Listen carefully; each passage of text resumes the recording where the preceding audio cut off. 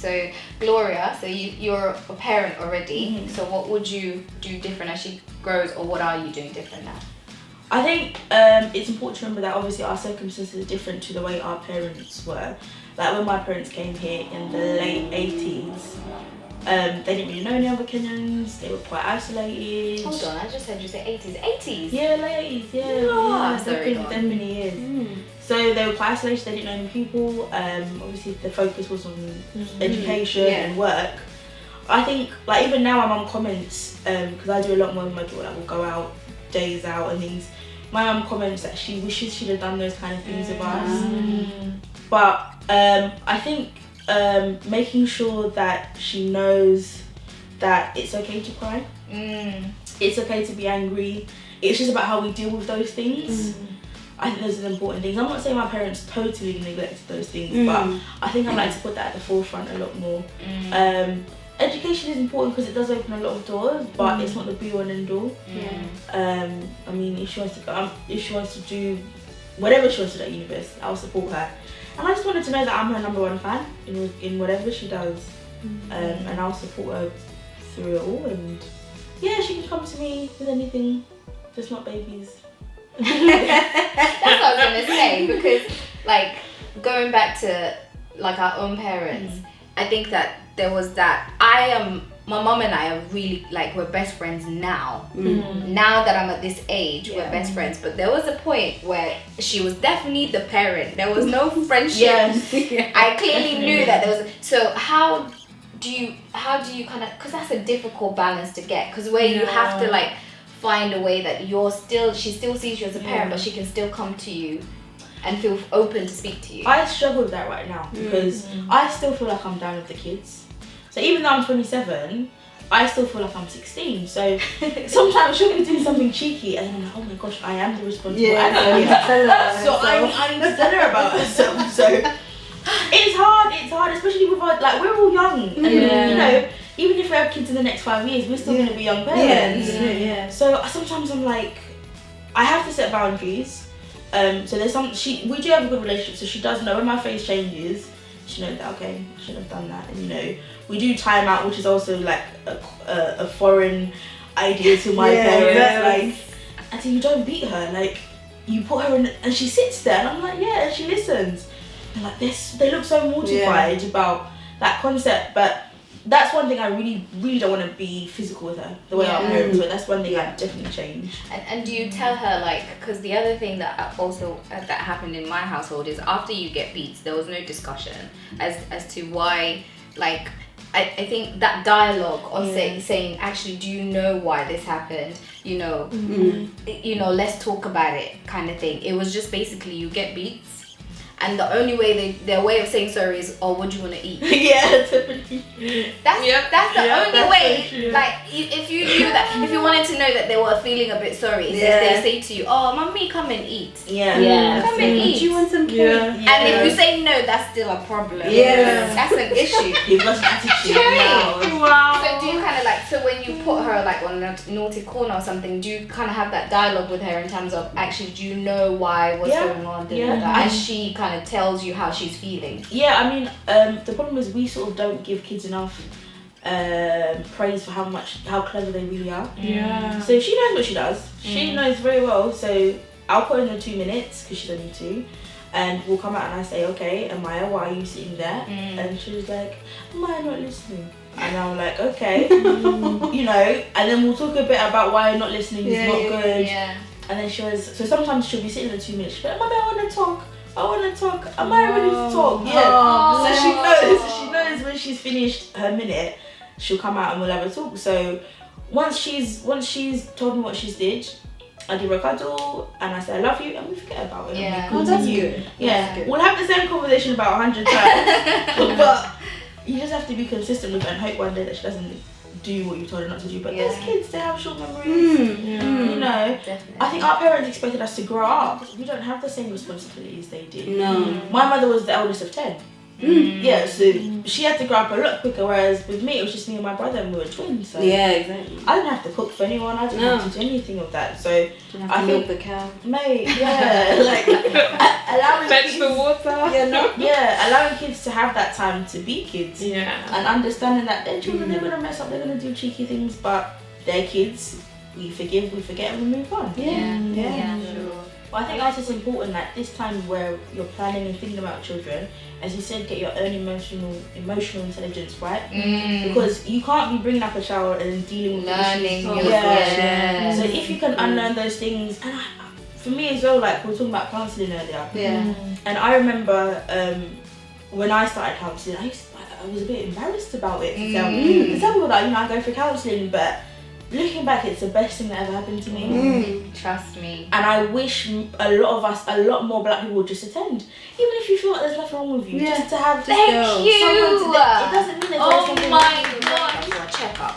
You go for your bloods, you go, and you go to your dentist for a checkup. Yeah. I don't see any reason why you can't just go to a therapist and sit down and say, you know what, I just want to check in. Yeah. I want to check in with myself. I want to check in with, because guaranteed, because I've gone through counselling as well. As part of my course, I had to go through counselling. And the thing is, the first time I went, I sat down. I think I've told you. The first time I went, I sat down, and then he was like, well, okay, so why are you here? I said, to be honest, I just need to be here because I need to pass this course. I was like, I don't have any issues. I don't have any problems. Then he was like, okay. And then he didn't even say anything. He was like, okay, that's fine. And then he was like, okay, so just tell me a little bit about yourself, about your family. I tell you, the second appointment, I was in tears. I was in tears, but I'm telling you, just like what you said, it was the best experience for me. Yeah. Like, because the thing is, it helped me become more aware of some of the things. Because I always say this, it's easier for someone to see you in a specific way than it is to see yourself. Yeah, for sure. So when you're actually sitting with someone who knows how to pick up certain things, and then they kind of help you to see that specific thing, it's so powerful. Very important, guys. Counseling is actually dope. It's so good. Counselling is bae. It's Yes. trust me. I recommend it for everyone, but even people. What would you do different? Obviously, I'm not a parent yet, but I'm a youth leader. So I've kind of dealt with youth, and that in itself also has made me realize my own stuff that I need to deal with. Because sometimes I can be quite short, because again, like I came from a family where it was literally like bam, bam, bam, bam. So sometimes I can be quick to be like, and I'm just like, I have to be aware of that myself. Yeah. Do you get me?